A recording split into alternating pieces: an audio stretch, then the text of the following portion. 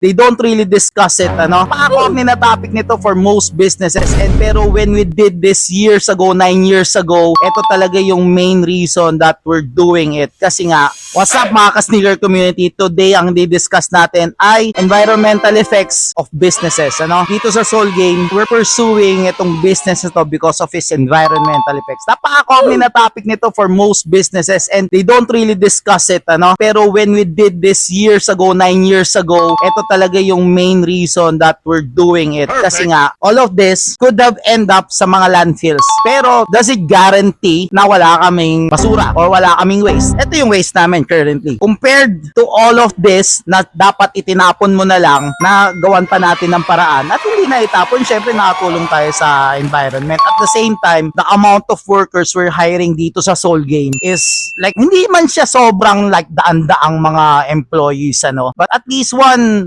working family at a time na nakapag-contribute tayo ng isang worker, di ba? Like, will it change your life? Probably, depende kung paano mo i-pursue yung trabaho. No? So that is why we're inviting you all for a business opportunity with Soul Game that has a very good reason why you should pursue it, because of its environmental reasons. At the same time, providing jobs for a few Filipino families na malay mo, dating craftsmen, dating mga sapatero, like we're hiring kahit anong age dito sa Soul Game. They can be hired as long as they are craftsmen. Alam mo, personally, as a craftsman, na-enjoy ko yung mga ganitong klaseng trabaho, no? Why do I enjoy it? It's because I'm working with my hands. We're hiring craftsmen because they like to do this.